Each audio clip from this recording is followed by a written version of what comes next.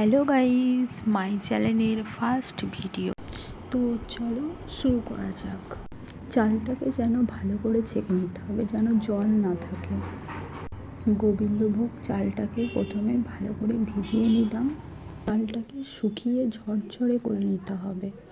তারপর হলুদ, গরম মশলা আর পরিমাণ মতো ঘি মিশিয়ে ভালো করে মাখাতে হবে। গরম কড়াইয়ে ঘিটাকে গরম করার পর কিশমিশ কাজুটাকে একটু হালকা ভেজে নিতে হবে।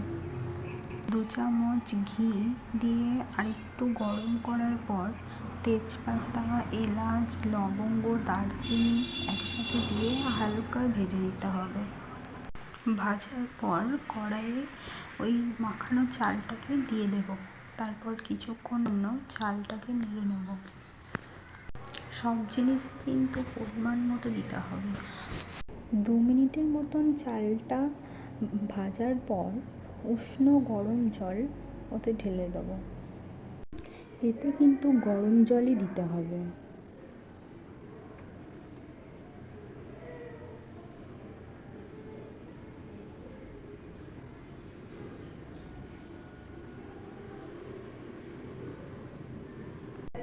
আমি 2 কাপ চাল নিয়েছিলাম আর 4 কাপ গরম জল।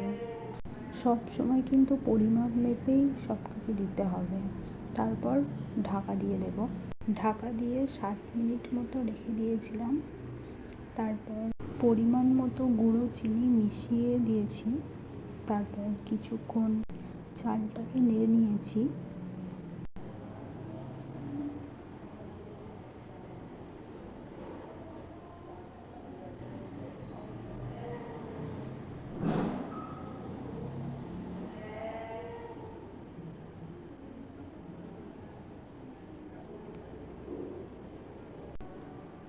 এরপর কাজু কিশমিশটাকে মিশিয়ে দিলাম চালের মধ্যে। তারপর ভালো করে নেড়ে নিলাম।